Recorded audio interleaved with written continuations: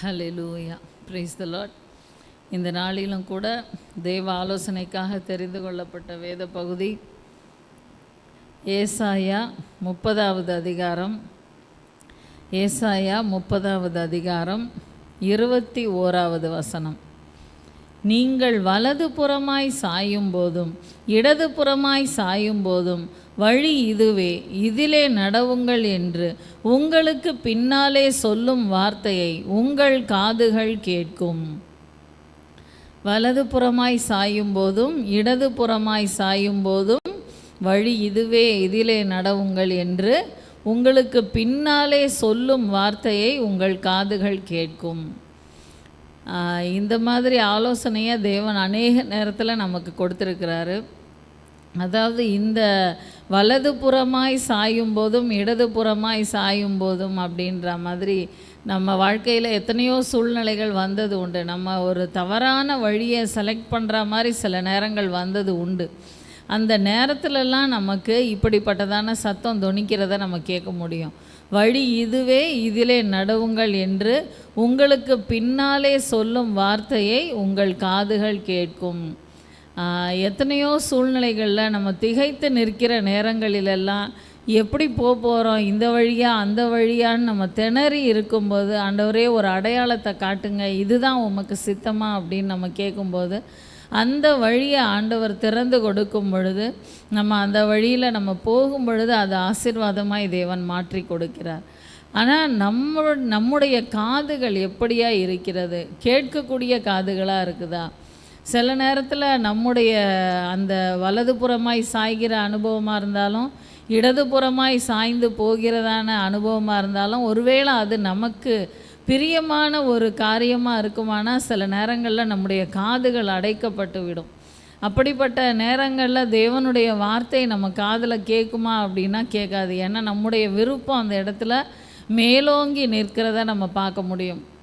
அதனால் நம்ம வாழ்க்கையில் எந்த ஒரு காரியம் வந்தாலும் நம்ம தேவ சமூகத்தில், ஆண்டவரே இது உமக்கு சித்தமா, உமக்கு சித்தமானால் இந்த வழியில் எங்களை நடத்துங்க, எங்களை முன்னாடி நீங்கள் தள்ளி கொண்டு போங்கன்னு நம்ம ஒப்பு கொடுக்க வேண்டியது அவசியம். நமக்கு பிரியமானதை நம்ம செலக்ட் பண்ணால் எப்பயுமே அது நம்முடைய கண்களுக்கு எப்படி லோத்து செலக்ட் பண்ணாரோ செழிப்பான அந்த இடத்த பார்க்கும்போது அது ஏதேன் தோட்டத்தை போல், கர்த்தருடைய தோட்டத்தை போல் இருந்துச்சுன்னு சொல்லப்பட்டிருக்கு. ஆனால் அது ஆசீர்வாதமான பாதையாக இருந்ததான்னா இல்லை. அது ஒரு சாபத்துக்கு நேராக தான் வழி நடத்துச்சு. அவருடைய சந்ததி எல்லாமே தேவனுடைய சமூகத்திலே சேர முடியாத ஒரு அருவருப்பான சந்ததியாய் மாறி போனது. அப்போ நம்முடைய வாழ்க்கையில் நமக்கு வருகிறதான அந்த நெருக்கங்களில் நம்ம எந்த பக்கமும் சாயாதபடி தேவனுக்கு சித்தம் எது, அவருடைய சத்தம் நம்முடைய காதுகளில் தொனிக்கிற அந்த சத்தம் எந்த திசையை சொல்லுதோ அந்த திசையை நோக்கி நம்ம நடக்க வேண்டியது அவசியம்.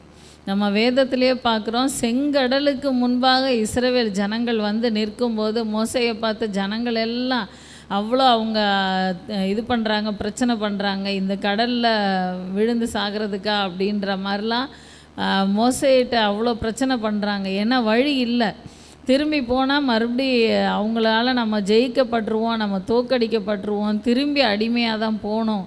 இப்படிப்பட்ட நிலைமை இருக்கும்போது ஆனால் மோசையுடைய அந்த காதுகள் தேவனுடைய சத்தத்தை கேட்கிற காதுகளாக இருந்துச்சு.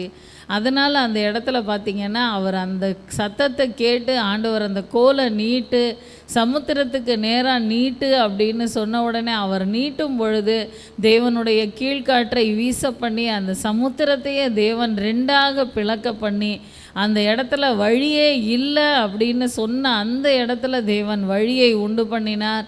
அது மாத்திரமல்ல, ஒரு சாதாரணமாக மழை பெஞ்சு நம்ம ரோடெல்லாம் தண்ணியாக இருந்துச்சுனாலே மண்ணில் அங்கங்கே கால் புதையிற மாதிரி அப்படி தான் அந்த இடம்லாம் ஊறி போயிருக்கும்.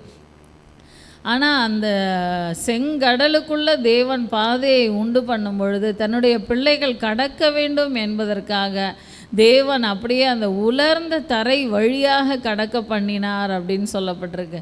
அப்போ தேவனுடைய வல்லமையை பாருங்கள். ஒரு சின்ன சின்ன காரியத்தில் கூட அவர் யோசித்து அதை அற்புதமாக செய்கிறத நம்ம பார்க்க முடியுது. நம்ம தான் சில நேரங்களில் ஜெபிக்கும்போது கூட ஒரு சிலர் பர்டிகுலராக பாயிண்ட் பண்ணி நிறைய காரியங்களை ஆண்டவர்கிட்ட சொல்லி ஜெபிச்சிட்ருப்பாங்க. ஆனால் நம்முடைய அதிக வசனிப்பினால் ஜெபம் கேட்கப்படும்னு நம்ம நினைக்கக்கூடாது அப்படின்னு ஏற்கனவே வேதம் நமக்கு சொல்லுது. தேவன் சகலத்தையும் அறிந்திருக்கிறார். அதனால் நம்முடைய வார்த்தைகள் சுருக்கமாக இருக்கணும். நம்முடைய ஜெப குறிப்புகள் சுருக்கமாக இருக்க வேண்டியது அவசியம். அப்படி இல்லாமல் ஒவ்வொன்றையும் நம்ம விரிவாக நான் அங்கே போகணும், போகும்போது அது நடக்கணும், அங்கே அது இருக்கணும், இது இருக்கணும்னு இப்படி பர்டிகுலராக ஒன்றா கேட்டு கேட்டு கேட்டு ஜெபிக்க வேண்டியது அது தேவையில்லாத ஒரு காரியம். அப்படியாக இந்த இடத்துல பார்த்திங்கன்னா மோசையுடைய அந்த செங்கோல் நீட்டப்படும் பொழுது தேவன் அற்புதமாய் நடத்தினார்.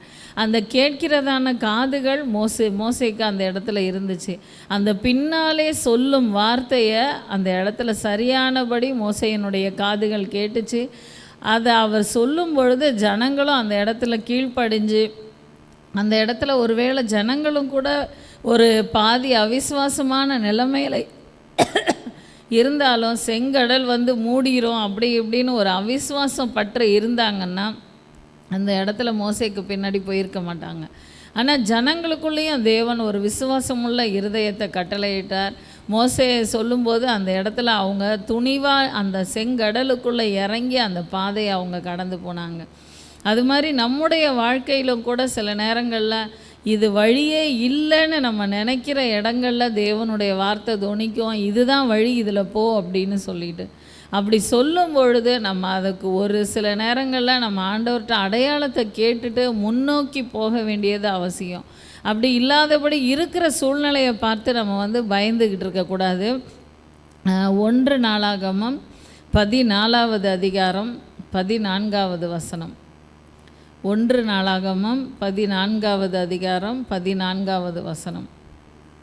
அப்பொழுது தாவீது திரும்ப தேவனிடத்தில் விசாரித்ததற்கு தேவன், நீ அவர்களுக்கு பின்னாலே போகாமல் அவர்களுக்கு பக்கமாய் சுற்றி முசுக்கட்டை செடிகளுக்கு எதிரே இருந்து அவர்கள் மேல் பாய்ந்து முசுக்கட்டை செடிகளின் நுனிகளிலே செல்லுகிற இரைச்சலை நீ கேட்கும்போது யுத்தத்திற்கு புறப்படு. பெலிஸ்தரின் பாளையத்தை முறியடிக்க தேவன் உனக்கு முன்னே புறப்பட்டிருப்பார் என்றார். அதாவது இந்த இடத்துல தாவீது ஒவ்வொரு காரியங்களையும் ஆண்டவர்கிட்ட கேட்டு கேட்டு செய்கிறத நம்ம பார்க்க முடியும். ஒரு இடத்துல ஆண்டவர் சொல்கிறாரு, அந்த சேனைக்கு பின்னாடி இருந்து பாய்ந்து அவங்கள நிர்மூலமாக்க சொல்கிறாரு. இந்த இடத்துல சரி அப்படி தான் இருக்கும், இந்த தடவையும் ஆண்டவர் அப்படி தான் சொல்லுவார் அப்படின்னு அவன் துணிந்து போகாதபடி அந்த நேரமும் ஆண்டவர்கிட்ட கேட்குறான், நான் எந்த பக்கம் போகணும், எப்படி செய்யணும் அப்படின்னு கேட்கும்போது ஆண்டவர் சொல்கிறாரு. அதாவது அதுக்கு பர்டிகுலராக சொல்லப்பட்டிருக்கு பாருங்கள். அப்பொழுது தாவீது திரும்ப தேவனிடத்தில் விசாரித்ததற்கு, ஏற்கனவே கேட்டாச்சு, இப்படி தானே சொன்னார், இப்படி தான் இருக்கும் அப்படின்னு துணிகரமாக போயிடாதபடி, என்னதான் தேவனுக்கு பிரியமான ஒரு தாவீதாக இருந்தாலும் தேவனுடைய ஆலோசனையை ஒவ்வொரு நேரமும் அவன் கேட்குறத நம்ம பார்க்க முடியுது. நம்முடைய வாழ்க்கையில் நம்ம இந்த மாதிரி ஒரு அனுபவத்துக்குள்ளே கடந்து வர வேண்டியது அவசியம். ஏன்னா நம்முடைய விருப்பப்படி அநேக நேரங்களில் நம்முடைய பாதையை செலக்ட் பண்ணுறது உண்டு. ஆனால் அந்த விருப்பத்தின் முடிவு கண்டிப்பாக ஆசீர்வாதமாக இருக்குமா அப்படின்னு நமக்கு தெரியாது.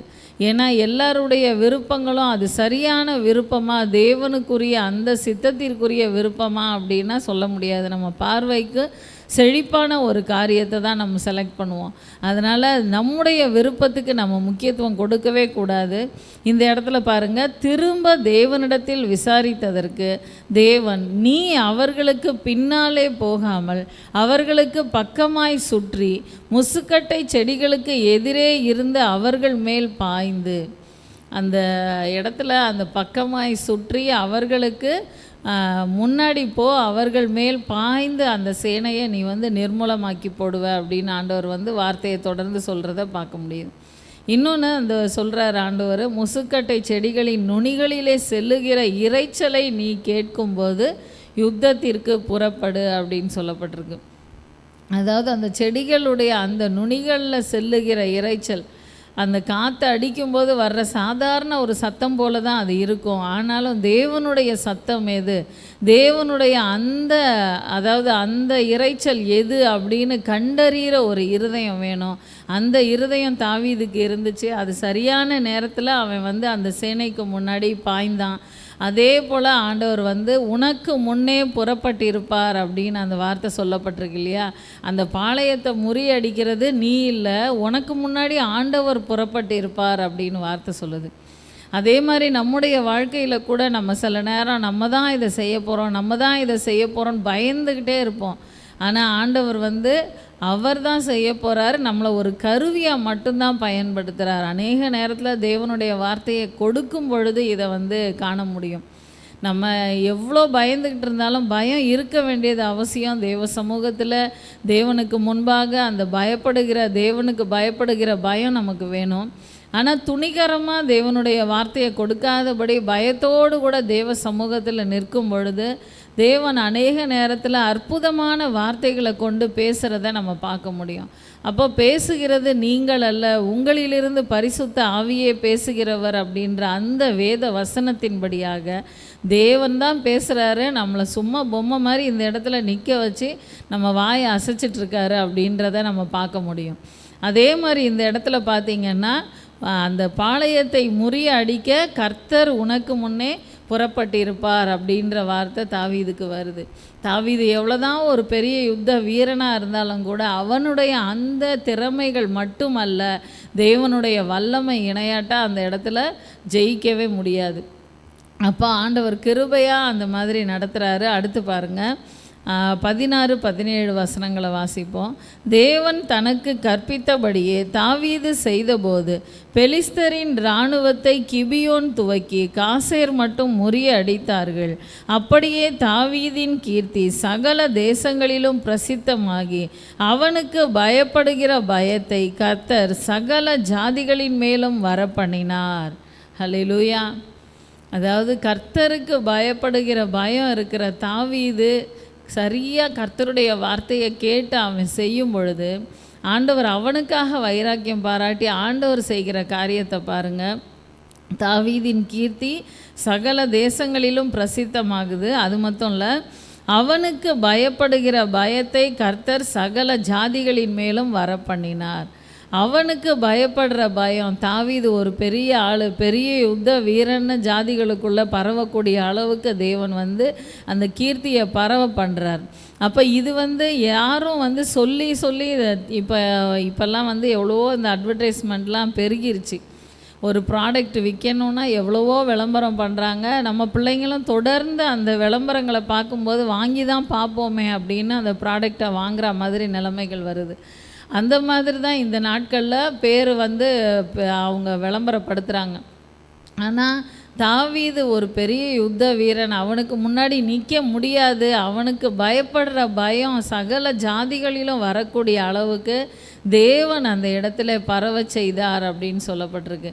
அப்போ ஆண்டவருக்காக வைராக்கியம் பாராட்டின தாவீதுக்காக தேவன் வைராக்கியம் பாராட்டினது போல நம்முடைய வாழ்க்கையிலும் கூட நாம் தேவனுடைய சத்தத்தை செவி கொடுத்து அந்த பின்னாலே அந்த சொல்லுகிற அந்த வார்த்தையை கவனித்து கேட்டுட்டு அப்படியே விட்டுறதில்ல. நிறைய பேர் கேட்பாங்க, சில நேரங்களில் கேட்டுட்டு இது மாதிரி செய்ய முடியாது, இது ரொம்ப கஷ்டம், பாஸ்டர் இப்படி சொல்கிறாங்க, இப்படி செய்ய முடியாது, இதில் இவ்வளோ பிரச்சனை இருக்குது அப்படின்னு சொல்லிட்டு தன்னுடைய மாம்ச பிரகாரமான ஆலோசனையின்படியே போவாங்க. கடைசியில் தோல்வியில் தான் முடியும்.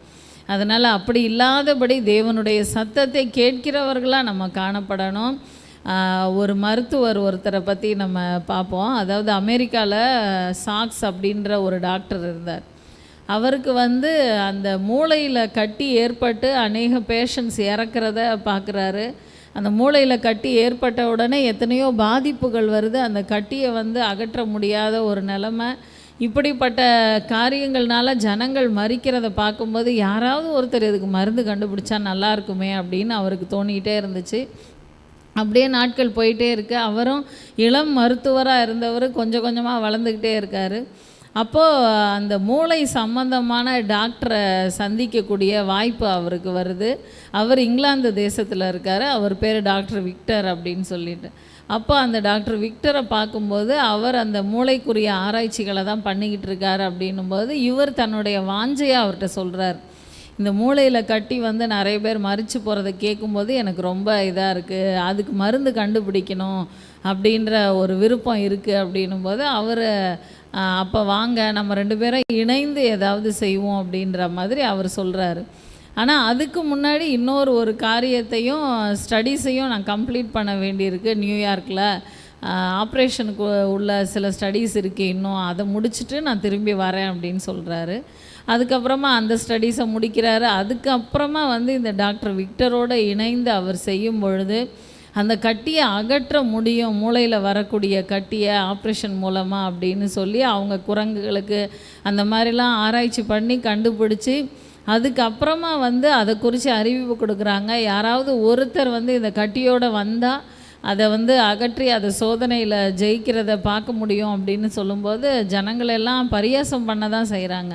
மூளையில் கட்டி வந்துட்டால் அதோடு முடிஞ்சிச்சு, அதுக்கு அப்புறம் எதுவுமே பண்ண முடியாது. ஆனால் இவங்க அந்த கட்டியை அகற்ற முடியும் அப்படின்னு சொல்கிறாங்களே அப்படின்ற மாதிரி அந்த இடத்துல அவங்க பரியாசம் பண்ணுறாங்க. ஆனால் கடைசியில் ஒரு வாய்ப்பு கிடைக்கிது. அவங்க அந்த இடத்துல அந்த ஆப்ரேஷனை பண்ணுறாங்க, அது சக்ஸஸாக முடியுது. இன்ன வரைக்கும் அந்த டாக்டர் சாக்ஸ் எழுதின அந்த புத்தகம் தான் மூளையில் கட்டி வந்தால் அதை எப்படிலாம் அகற்ற முடியும் அப்படின்னு அந்த பெரிய புக்கே மருத்துவத்துறையில் உதவியாக இருக்குது அப்படின்னு சொல்கிறாங்க. அதாவது யாராவது செய்வாங்க அப்படின்னு முதல்ல அவர் நினச்சாரு. ஆனால் ஆண்டவர் படிப்படியாக அவரை தகுதிப்படுத்தி கொண்டு அவர் தான் அதை செய்யணும் அப்படின்னு வைக்கும் பொழுது, அவர் துணிந்து அதை செய்யும் பொழுது அதில் ஒரு சிறப்பை ஆண்டவர் அவருக்கு கொடுத்தாரு. அவருக்கு ஒரு நல்ல அந்த காரியத்தை அவர் சாதிக்க ஆண்டவர் கிருபை கொடுத்தார். அது மாதிரி நம்முடைய வாழ்க்கையிலையும் நம்ம சில நேரங்களில் யாராவது செய்வாங்க இந்த காரியத்தை அப்படின்னு நம்ம யோசிச்சுட்ருப்போம். ஆண்டவர் ஆனால் சில நேரத்தில் தகுதிப்படுத்தி கொண்டு நம்மை தான் செய்ய வைப்பார். நம்ம அதுக்கு ஆண்டவருடைய சத்தத்தை கேட்கிற நபர்களாக இருக்கணும். ஆண்டவருடைய சத்தத்தை அலட்சியம் பண்ணுகிறவர்களாக அல்ல, அந்த பின்னாலே சொல்லுகிறதான அந்த வார்த்தையை கேட்கிறதான ஜனங்களாக நம்ம இருக்கணும். நம்முடைய காதுகள் அந்த பின்னாலே சொல்லுகிறதான தேவனுடைய வார்த்தையை கேட்கிறதான, அது மாத்திரமல்ல செய்கிறதான அந்த மாதிரி நபர்களாக நம்ம மாறும் பொழுது தேவன் அற்புதமாக நம்மை நடத்துவார். கண்களை மூடுவோம், தலைகளை தாழ்த்துவோம். ஸ்தோத்திரம் அப்பா. ஆவியானவரே உம்மை துதிக்கிறோம் ராஜா. அப்பா உமக்கு நன்றி செலுத்துகிறோம் அப்பா. வலதுபுறமாய் சாயும் போதும் இடதுபுறமாய் சாயும் போதும் வழி இதுவே, இதிலே நடவுங்கள் என்று உங்களுக்கு பின்னாலே சொல்லும் வார்த்தையை உங்கள் காதுகள் கேட்கும் என்று வேத வசனம் சொல்லுகிறதே அப்பா. அந்த பின்னாலே சொல்லுகிறதான அந்த வார்த்தையை எங்கள் காதுகள் கேட்கத்தக்கதாக கிருபை கொடுங்க ராஜா. எந்த விதத்திலும் அப்பா உம்முடைய வார்த்தையை நாங்கள் அலட்சியப்படுத்தி விடக்கூடாது தகப்பனே. நீங்கள் சொல்லுகிறதான அந்த பாதையிலே துணிந்து நாங்கள் நடக்க எங்களுக்கு கிருபை கொடுங்கப்பா. ஒரு மோசே அந்த இடத்துல செங்கடலுக்கு நேராக கோலை நீட்ட சொன்ன பொழுது உம்முடைய வார்த்தையை விசுவாசித்து அப்படியே செய்த பொழுது அந்த இடத்திலே தேவன் அற்புதமாய் அந்த கடலை பிளந்து உலர்ந்த தரை வழியாக கடக்கத்தக்கதாக தேவ பிள்ளைகளுக்கு அற்புதம் செய்தீரே. அந்த தேவ பிள்ளைகளுடைய இருதயமும் கூட இணக்கமான இருதயமாகி தேவனை விசுவாசித்து அந்த செங்கடலை கடந்தார்களே, அதே போல் நாங்களும் கூட உம்முடைய வார்த்தைகள் எங்களுக்கு நேராய் வரும் பொழுது உம்முடைய ஆலோசனைக்கு நேராய் நாங்கள் கடந்து செல்ல எங்களுக்கு கிருபை கொடுங்கப்பா. வழி இதுவே, இதிலே நடவுங்கள் என்று எங்களுக்கு பின்னாலே சொல்லுகிறதான உம்முடைய வார்த்தையை எங்கள் காதுகள் கேட்டு அதன்படி நடக்க எங்களுக்கு கிருபை கொடுங்கப்பா. ஆவியானவரே உமக்கு ஸ்தோத்திரம் ஸ்தோத்திரம் ஸ்தோத்திரம் ஸ்தோத்திரம் ஸ்தோத்திரம் அப்பா. அந்த இடத்துல தாவீதுக்கு முன்பாக அந்த யுத்தத்தை செய்யும்படியாக போன பொழுது அந்த இரைச்சலை நீ கேட்கும் பொழுது கர்த்தர் உனக்கு முன்னே புறப்பட்டிருப்பார் என்று சொல்லப்பட்டிருக்கிறதே. அப்படியாக நாங்கள் தான் செய்கிறோம் அப்படின்ற எண்ணம் எங்களுக்குள்ளே வந்துடக்கூடாதுப்பா. நாங்கள் இல்லை ராஜா, எங்களுக்கு முன்பாக நீங்கள் செல்றீங்க, நீங்கள் நடத்துகிறீங்கப்பா. அதற்காக உமக்கு நன்றி நன்றி நன்றி நன்றி நன்றி செலுத்துகிறோம் அப்பா. கர்த்தாவே உமக்கு நன்றி ராஜா. அதே போல் அப்பா உம்முடைய வார்த்தையை விசுவாசித்து உம்மிடத்தில் ஆலோசனை கேட்டு உம்முடைய பாதையிலே நடந்த அந்த தாவீதுக்கு அப்படியாக உமக்கென்று பக்தி வைராக்கியமாக இருந்த அந்த தாவீதுக்காக தேவன் வைராக்கியம் பாராட்டி அப்பா அவனுக்கு பயப்படுகிற பயத்தை சகல ஜாதிகளிலும் வர பண்ணினீரே, அதே தேவன் இன்றைக்கும் ஜீவிக்கிற தேவனாய் இருக்கிறீரப்பா. அப்பா விசேஷமாக இந்த நாளிலும் கூட இந்த ஜெபத்தில் கலந்து கொண்டிருக்கிற ஒவ்வொரு தேவ பிள்ளைகளையும் கூட தேவன் அப்படியாக பயன்படுத்துங்க. தேவ பிள்ளைகளை குறித்து ஒவ்வொருவரும் அப்பா மற்றவர்கள் அவர்களை துன்பப்படுத்துகிற நபர்கள் கூட அவர்களோடு கூட கர்த்தர் இருக்கிறார் என்று கண்டு விலகத்தக்கதாக தேவன் கிருபை கொடுங்கப்பா. உம்முடைய கரங்களிலே சகலத்தையும் தாழ்த்துகிறோம், அர்ப்பணிக்கிறோம் அப்பா. துதிகன மகிமையெல்லாம் ஒருவருக்கே செலுத்துகிறோம். இயேசுவின் மூலம் ஜெபிக்கிறோம் ஜீவனுள்ள எங்கள் நல்ல பிதாவே, ஆமென். என் ஆத்துமாவே கர்த்தரை ஸ்தோத்திரி, என் முழு உள்ளமே அவருடைய பரிசுத்த நாமத்தை ஸ்தோத்திரி. என் ஆத்துமாவே கர்த்தரை ஸ்தோத்திரி, கர்த்தர் செய்த சகல உபகாரங்களையும் மறவாதே. ஆமென், ஆமென். கர்த்தர் உங்களை ஆசீர்வதிப்பார். வேதத்தை வாசித்து விட்டு இந்த இடத்தை விட்டு கடந்து செல்லுங்கள். இந்த நாளிலும் கூட மாலையிலே நமக்கு வேதப்பாட வகுப்பு உண்டு. வேதப்பாட வகுப்பில் நேரடியாக வந்து கலந்து கொள்ள முடிந்த நம்முடைய சபை பிள்ளைகள் ஒவ்வொருவரும் தவறாமல் நேரடியாக வந்து கலந்து கொள்ளுங்கள். ஆன்லைனில் பார்க்க முடிஞ்சவங்க, நேரடியாக வர முடியாதுன்றவங்க ஆன்லைனில் பாருங்கள். கர்த்தர் உங்களை ஆசீர்வதிப்பார்.